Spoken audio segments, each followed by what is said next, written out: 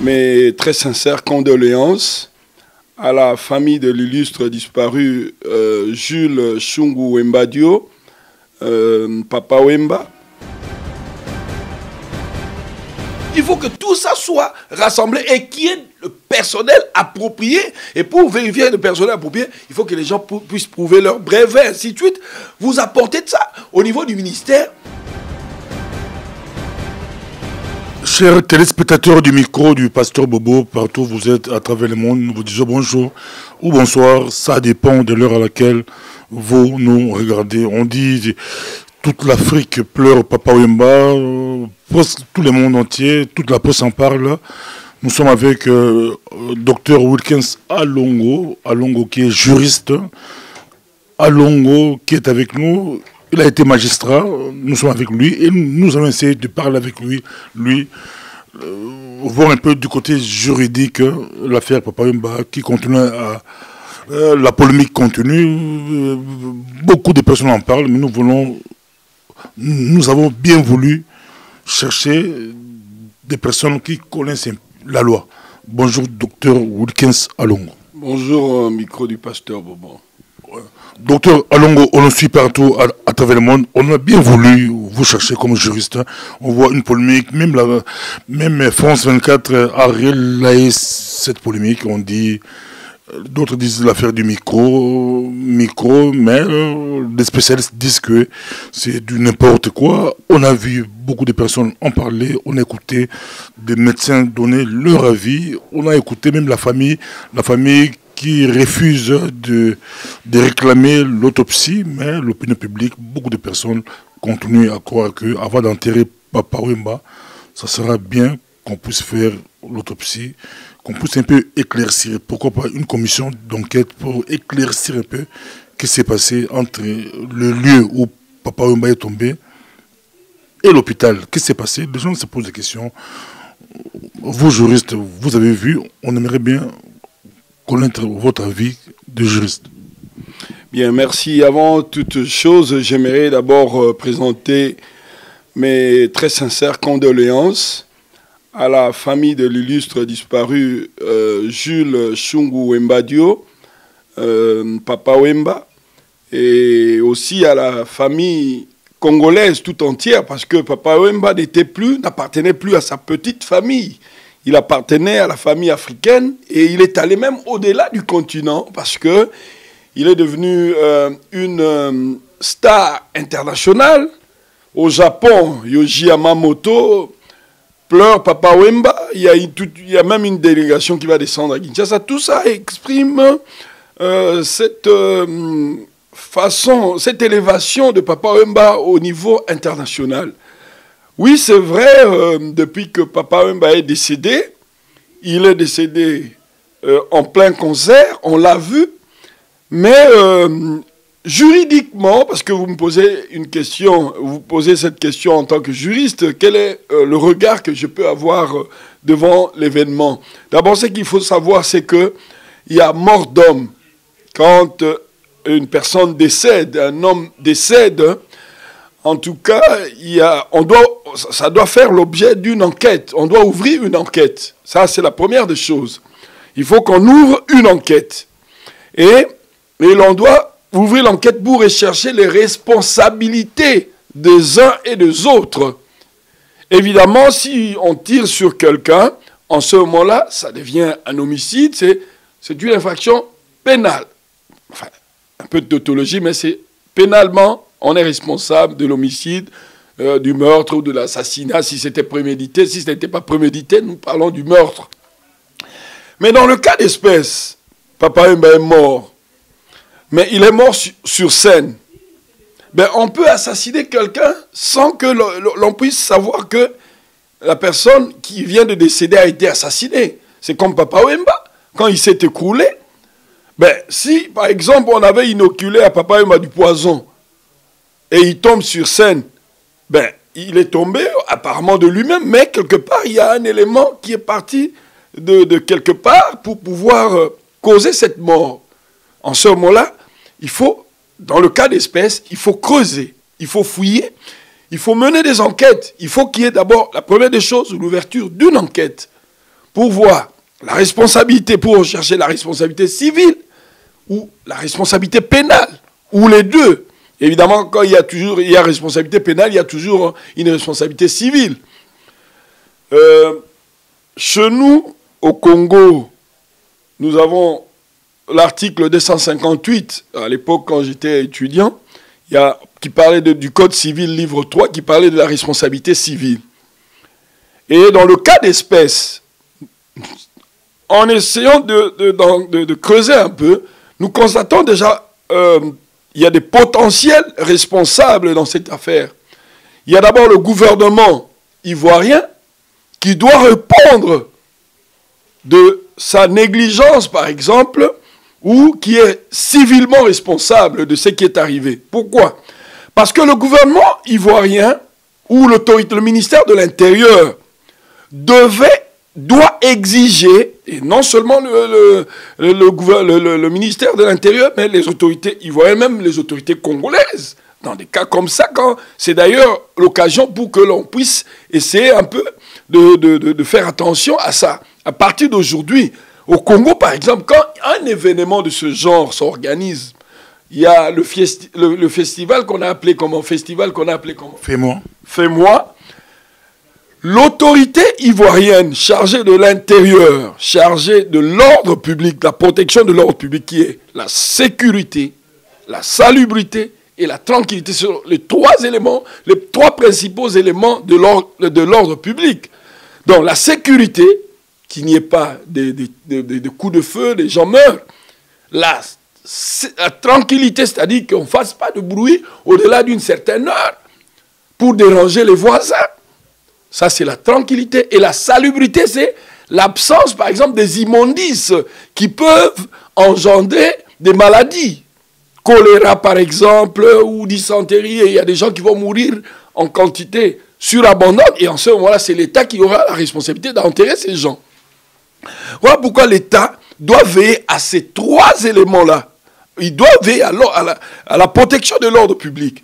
Alors, l'État ivoirien, en autorisant un tel festival, devait s'assurer que le festival, en tout cas, comporte tous les éléments de protection civile. Par exemple, les éléments de secours, tous les appareils indiqués pour pouvoir secourir quelqu'un. Par exemple, au stade de Martyr aujourd'hui, quand un événement est autorisé, il faut que l'autorité puisse aussi prévoir cela. Parce qu'on dit gouverner, c'est prévoir. Prévoir que quand les gens s'agglutinent, il y a des milliers de gens ou des millions de gens, il faut prévoir des situations de ce genre qui peuvent arriver. Donc, il y a des gens qui peuvent tomber. Dans le cas d'espèce, je vais vous laisser la parole, docteur. Quand je dis docteur, qu'il n'y ait pas de confusion, vous êtes juriste. On vous suit. Donc pour vous, dans le cas d'espèce, on n'a pas vu, quand Papa Wemba est tombé, on n'a pas vu des médecins, on n'a pas vu, la Croix-Rouge est passée, mais il n'y avait même pas... ils sont venus main vide. Donc il n'y avait rien. Pour vous, l'autorité devrait, en principe, prévoir... Par exemple, exiger assez que... Quand on organise... Même un hôpital de campagne, ça pouvait... Non, pas hôpital de campagne. Par exemple, exiger assez que, quand on organise un festival de ce genre sur le sol ivoirien, que le festival puisse avoir tous les éléments de secours. Par exemple, des gens qui peuvent réanimer, qui peuvent faire de bouche à bouche, et des gens appropriés, des gens formés pour ça. Nous avons ici, par exemple, les gens de secours, les secouristes. Il faut quand même qu'il y ait cet apprentissage-là. En dehors de cela... Et puis, apparemment, le festival, c'est dans un coin un peu reculé, donc il devrait en principe avoir tout ce que vous dites là. Voilà pourquoi je dis que la responsabilité de l'État ivoirien est indiquée ici. Donc l'État ivoirien doit répondre civilement, est civilement responsable pour d'abord négligence, pour n'avoir pas pu organiser les choses de bord, pour avoir donné une autorisation sans exiger que l'on puisse avoir tous les éléments de protection civile, de secourisme et que sais-je encore. L'autorité ou les organisateurs? Il y a et les autorités et les organisateurs aussi. Mais alors, nous allons, si il y a deux possibilités qui existent. On peut s'attaquer directement aux organisateurs, ok? Il y a aussi une possibilité de s'attaquer à l'autorité ivoirienne, à l'État ivoirien, qui doit répondre de cela. Mais maintenant, l'État va se retourner contre les organisateurs du festival pour pouvoir, n'est-ce pas, en action récursoire. Dans une action récursoire, l'autorité ivoirienne peut se retourner contre les organisateurs du festival. Mais qu'à cela ne tienne, dans le cas d'espèce, les autorités ivoiriennes devaient exiger à ce que ceux qui organisent un tel événement puissent prévoir excusez-moi, puissent prévoir l'appareillage, tous les équipements possibles, les boîtes de secours, les premiers soins, comme on dit en anglais, first aid. Il faut que tout ça soit rassemblé et qu'il y ait le personnel approprié. Et pour vérifier le personnel approprié, il faut que les gens puissent prouver leur brevet, ainsi de suite. Vous apportez de ça au niveau du ministère. Et ces gens qui ont été déjà approuvés, qui ont été acceptés par l'autorité, avant même la production de l'événement, ces gens qui ont été recrutés, l'autorité, par exemple, ivoirienne, a des éléments de la Croix-Rouge qui ont été formés, et l'autorité ivoirienne, donc, par exemple, fait louer aux organisateurs du festival ces agents formés en secourisme, par exemple. Et bon, dans le cas d'espèce, si aujourd'hui, enfin, tel que les choses se présentent, on va s'attaquer directement aux organisateurs. Docteur Alongo, je vais encore vous laisser la parole là. On a vu l'image. L'image s'arrête quand Papa Wemba est tombé, quand les autres essaient un peu à leur façon de l'aider. C'était catastrophique. Mais on n'a pas vu l'image quand Papa Wemba est parti. Quand on a amené Papa Wemba. On ne sait pas. Vous êtes juriste. Papa Wemba, on ne sait pas si c'était l'ambulance, si c'était une voiture. Il était avec qui?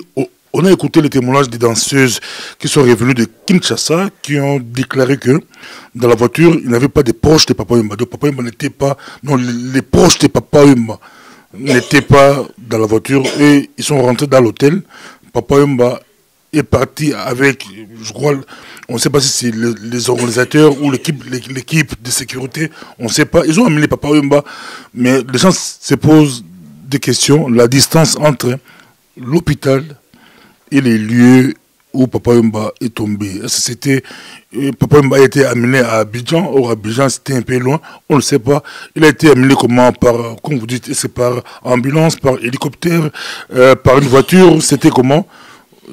Vous, si vous avez des dossiers, vous allez procéder comment pour éclairer un peu l'opinion? Je voudrais rectifier en disant ceci qu'au Congo, la responsabilité civile, c'est sur pied de l'article 260, alinéa 3, par exemple, la responsabilité du maître et commettant.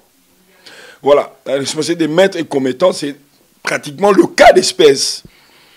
Alors, ce que je suis en train de répéter, c'est quoi? C'est que les autorités ivoiriennes, ou tout au moins le ministère de l'Intérieur, devraient prévoir tout cela. Parce qu'on dit gouverner, c'est prévoir. C'est-à-dire se dire que au cas où quelqu'un tombait, qu'est-ce qui va se passer? Il y a des secouristes qui doivent intervenir, mais il faut que ces secouristes ne soient pas dépourvus d'appareils comme celui qu'on a vu, qui est monté sur le podium en véritable spectateur. Or, il devait monter avec des appareillages ou avec des appareils appropriés pour pouvoir, par exemple, ou même sans appareil, faire le bouche à bouche, par exemple, essayer de réanimer la personne, la victime, sur place. Et malheureusement, on a vu ce secouriste qui est monté, c'était pratiquement quelqu'un qui n'a pas de notion ou qui n'a rien fait. Et cet homme-là doit être aussi poursuivi. En tant que secouriste, mais pourquoi est-ce qu'il n'est pas arrivé à faire cela? Et en le poursuivant, si on se rend compte qu'il n'a pas été formé, donc même la responsabilité, il y a la responsabilité du gouvernement ivoirien qui est aussi, n'est-ce pas, qui est retenu. Pourquoi? Parce que l'État ivoirien devait aussi veiller à ce que ces gens soient très bien formés. Mais ils n'ont pas été formés et ils n'ont pas répondu. Donc, ils n'ont pas été à la hauteur de leur responsabilité en secourant effectivement Papa Wemba quand il s'est écroulé. Et il y a aussi, vous parliez de l'hélicoptère, tout ça devait être prévu. On devait prévoir, par exemple, on dit, bon, écoutez, l'événement se passe à une vingtaine de kilomètres de l'hôpital, on devait prévoir, par exemple, l'hélicoptère. Ou, je ne sais pas moi, ou, comme vous dites, un hôpital de campagne sur place, juste à côté, pour que, bon, évidemment, il y a des salles où, si quelqu'un s'écroule ou s'il se passe quelque chose, il y a des traumatismes. Je ne suis pas de la médecine, mais je sais au moins qu'il faut amener des gens dans de grands hôpitaux pour qu'on puisse réaliser, on puisse pratiquer, comment pourrais-je dire, les soins, on puisse attribuer, comment pourrais-je dire, les soins. Donc, tout ça, ça fait partie de l'organisation, ça fait partie de la prévision. Les autorités devaient prévoir, par exemple, un hélicoptère, parce qu'on dit que le Papa Wemba, de l'endroit où il s'est écoulé jusqu'à l'hôpital, c'était loin. Alors, si c'est loin, on devait prévoir un hélico pour l'amener, parce que la vie humaine n'a pas de prix. Vous voyez, aujourd'hui, on perd une grande star comme ça, une grande personnalité du monde musical. Voilà, si on avait prévu tout ça, peut-être ça ne serait pas arrivé. Mais alors aussi, je me suis posé une question, celle de la personne qui est venue changer le micro, qui est venue prendre le micro quand Papa Wemba s'est écroulé. Au lieu même de s'occuper de la personne ou de regarder le physique de la personne, cette personne-là est venue prendre le micro. Donc, en tant que juriste, on doit aussi ouvrir une enquête sur cette personne. D'abord, l'identifier. Parce que nous disons, à notre sens, le droit ne peut évoluer qu'avec des hypothèses. Et si l'hypothèse, si la responsabilité de l'État ivoirien l'État ivoirien est engagé quelque part, oui, mais cette personne-là aussi. Parce que pénalement, on peut se rendre compte qu'il a empoisonné Papa Wemba. Il faut analyser aussi le micro, pour voir si le micro n'était pas empoisonné. Tout ça, ça doit faire l'objet d'une enquête approfondie et sérieuse. Cette personne-là, on doit l'identifier, on doit regarder cette vidéo et vous voyez, vous avez vu, moi j'ai vu le mouvement. Selon les danseuses, le micro, Papa m'est tombé, le micro gêné, il fallait éloigner les micros. D'autres commencent à dire que les micros coûtent cher, mais ça on n'est pas d'accord avec eux que les micros, même si ça coûte cher, il fallait quand même aider Papa Wemba. Je vais vous dire une chose, que quand un événement se passe de ce genre, quand il y a mort d'homme, il faut écouter l'homme, il faut écouter tout le monde. Il faut creuser toutes les hypothèses qui se présentent. Vous voyez, parce qu'on n'a pas la vérité. Mais le juge ou le magistrat, le procureur qui mène une enquête doit utiliser toutes les hypothèses possibles. Parce que cela ne veut pas dire que si on creuse toutes les 4 hypothèses, que ce sont toutes les 4 hypothèses qui vont comporter la vérité. Il est possible qu'une seule hypothèse puisse comporter la vérité. Mais il ne faut pas laisser passer une hypothèse en disant que oh, ça c'est banal. Non! C'est un peu comme quand il y a dénonciation. Parce qu'il y a une autre façon de saisir la justice, c'est la dénonciation. Mais on vient dénoncer quelque chose, vous dites, oh non, ça c'est rien, ça c'est... Non, pas du tout. Il faut, si vous êtes sérieux, voilà pourquoi les autorités démissionnent. Parce qu'il y a eu dénonciation, vous n'avez rien fait, et il y a eu crime, par exemple, où il y a un attentat, alors que vous étiez au courant du fait que... Docteur, alors, pour terminer avec vous, on vous suit, c'est vraiment partout à travers le monde, toute l'Afrique francophone, on vous suit. Pour vous, Papa Wemba sera enterré dans quelques jours. Pour vous, il faut arrêter d'abord l'enterrement, freiner l'enterrement, continuer des enquêtes, ou oublier tout ça, aller enterrer Papa Wemba dignement, comme la famille veut qu'on puisse en finir. Non, écoutez, vous savez, quand il y a mort d'homme, c'est sérieux. On ne doit pas prendre la mort d'une personne comme ça à la légère, et surtout une personne de cette envergure. Papa Wemba aux dimensions intercontinentales.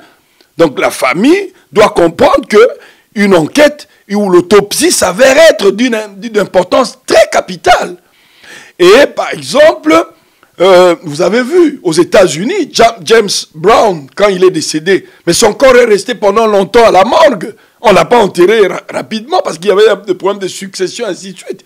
On l'a pas enterré directement. Cela ne veut pas dire qu'il faut absolument l'enterrer à la va-vite. Non, pas du tout. Si le besoin de l'enquête l'exige, on peut conserver son corps avant de l'enterrer et mener des enquêtes.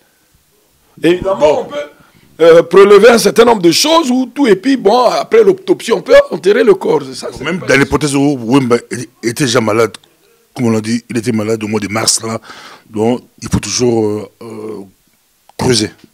Évidemment, parce qu'il s'est écroulé, et quand il a commencé à chanter, il dansait, il sautillait même. Alors, mais comment est-ce que brusquement celui qui était vraiment, qui était plein d'énergie comme ça, s'écroule? Mais nous devons nous poser des questions. On doit creuser. Ce n'est pas parce qu'il était hospitalisé. Ce n'est pas parce qu'il avait dit un jour que moi je partirai en scène. On va dire bon, écoutez, c'est fini. Lui, il a prédit ça. Mais non, c'est un peu comme moi. Je me dis que non, donnez-moi un coup de boulet ou un coup de poing. Vous me donnez un coup de poing, je saigne, et puis on dit non parce que lui-même il a dit qu'il faut lui donner un coup de poing. Mais non, c'est une infraction. Le procureur doit en tout cas mener une enquête parce qu'il y a coups et blessures volontaires. Il y a la faute de la victime peut-être qui a demandé à ce qu'on lui donne un coup de poing, mais on va quand même pas te laisser comme ça parce que tu tires sur quelqu'un. Non, pas du tout. Et vous savez la problématique qui se pose ici en Belgique en ce qui concerne l'autopsie, l'euthanasie. Mais ce n'est pas parce que vous demandez à ce qu'on puisse